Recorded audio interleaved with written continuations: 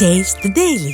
கர்நாடக மாநில மா விவசாயிகளுக்கு பிடிபிஎஸ் திட்டத்தின்படி இழப்பீடு அறிவித்துள்ளது போல் தமிழ்நாட்டு விவசாயிகளுக்கும் இத்தகைய இழப்பீட்டை அறிவித்து வழங்க வேண்டும் என மத்திய மாநில அரசுகளை அதிமுக பொதுச் செயலாளர் எடப்பாடி கே பழனிசாமி வலியுறுத்தியுள்ளார்.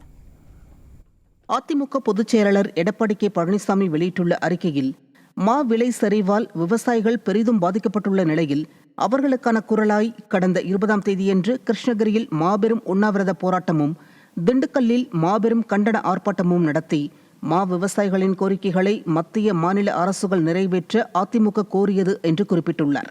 ஆனால் வழக்கம் போல் இங்குள்ள ஸ்டாலின் மாடல் விடியா திமுக அரசு விவசாயிகளின் கோரிக்கைகளை கண்டுகொள்ளவில்லை என்றும், வேளாண் துறை அமைச்சரோ வெளிநாட்டு சுற்றுலாவில் பிஸியாக இருப்பதாக தகவல்கள் வருகின்றன என்றும் அதிமுக பொதுச் செயலாளர் குற்றம் சாட்டியுள்ளார்.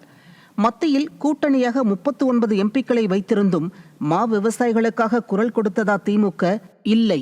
விவசாயிகள் மீது குண்டர் சட்டம் போட்ட அரசுதானே இந்த அரசு.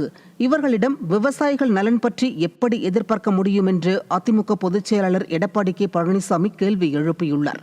இந்த நிலையில் கர்நாடக மாநில மா விவசாயிகளுக்கு பிடிபிஎஸ் திட்டத்தின்படி இழப்பீட்டினை மத்திய அரசு அறிவித்துள்ளது என்று குறிப்பிட்டுள்ள அதிமுக பொதுச் செயலாளர், விவசாயிகள் நலன் காக்கும் நோக்கில் பிரதமர் நரேந்திர மோடி தலைமையிலான மத்திய அரசு எடுத்துள்ள இந்த முடிவை வரவேற்பதுடன் தமிழ்நாட்டு விவசாயிகளுக்கும் இத்தகைய இழப்பீட்டை அறிவித்து வழங்க வேண்டுமென மத்திய மாநில அரசுகளை வலியுறுத்துவதாக தெரிவித்துள்ளார்.